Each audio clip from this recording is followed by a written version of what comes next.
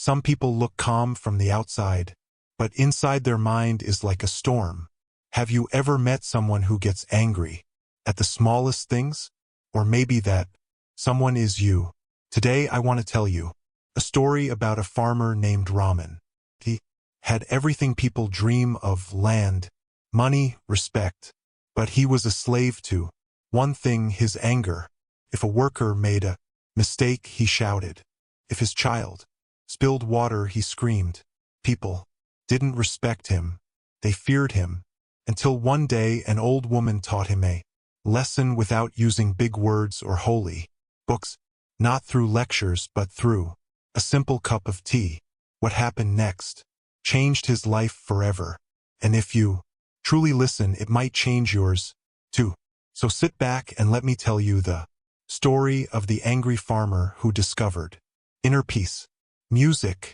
In a quiet village surrounded by waving sugar fields and the distant sound of cowbells, there lived a farmer named Ramen. He was strong, hardworking, and wealthy compared to others.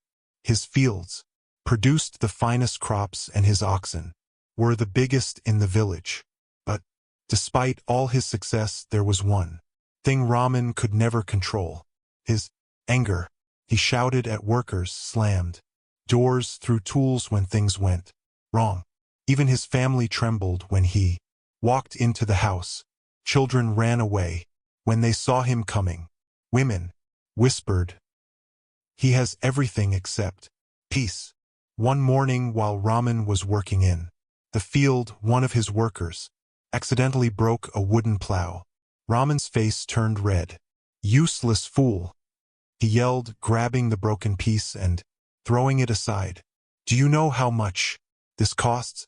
You all eat for my earnings, yet you destroy my tools." The worker bowed his head silently. At noon, Ramen's son came running to the field to give him water. In his hurry, he tripped and spilled most of it on the ground. Ramen's blood boiled. "Can't you even walk properly? Get away!" he shouted. The little boy's eyes filled with tears as he ran back home, wiping his face. Later that evening, rain clouds gathered over the sky. Ramen panicked. "If it rains now, all my harvested crops will get wet." He rushed to move them, but slipped and fell into the mud. Soaked and frustrated, he punched the ground in fury. "Why is everything against me?" he roared. That night, Ramen ate silently while his wife and children sat far away. Nobody spoke, and for the first time, Ramen noticed the distance. His success had filled his pockets, but his anger had emptied his home. Sleep didn't come that night. The next morning, Ramen was walking through the village when an old woman called out, "Ramen beta, come have some tea." She was his late father's friend, a kind, wrinkled woman who lived alone. Ramen hesitated, but followed her. Inside, she placed a blackened kettle on the fire, filling it with water. As it began to boil, she dropped tea leaves in. The bubbling water made a loud churning sound inside the metal pot. After a moment, she poured the boiling water into another clay pot beside her. The clay pot sat silently. No bubbling, no sound. The old woman turned toward Ramen. "Tell me, why did the first pot make noise and this one doesn't?" Ramen shrugged. "Because the water was boiling before and now it's calm." The old woman gave a soft, knowing smile. "Exactly. A boiling pot makes noise. Calm one reflects peace." She poured the tea into cups and handed one to him.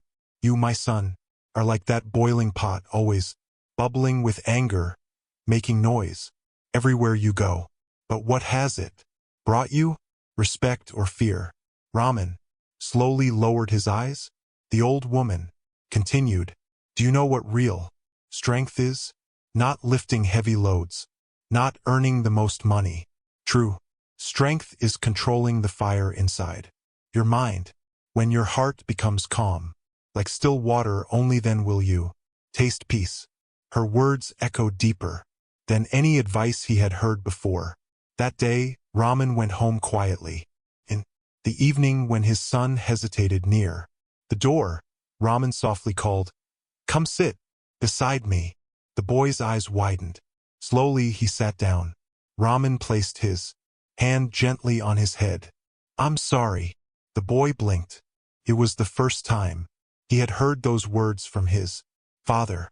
That night when his wife served food, Ramen said, "Sit with me too."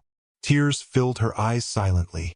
The next day in the field, when a worker dropped a basket of grain, Ramen walked toward him. Everyone froze, expecting an explosion. Instead, Ramen bent down, picked up the basket with him, and said, "Be careful next time." The worker looked at him in disbelief. Days passed.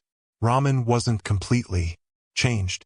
Anger still tried to rise, but every time it did, he remembered the boiling pot. Before speaking, he would pause, breathe, and calm the water inside. Soon, his house filled with laughter. Again, workers no longer feared him. They respected him. Children who once ran from him now ran toward him. And for the first time in years, Ramen slept peacefully. Not because the world changed, but because he changed.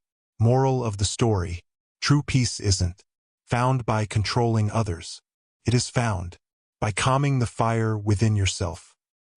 Boiling mind makes noise. A still mind reflects peace.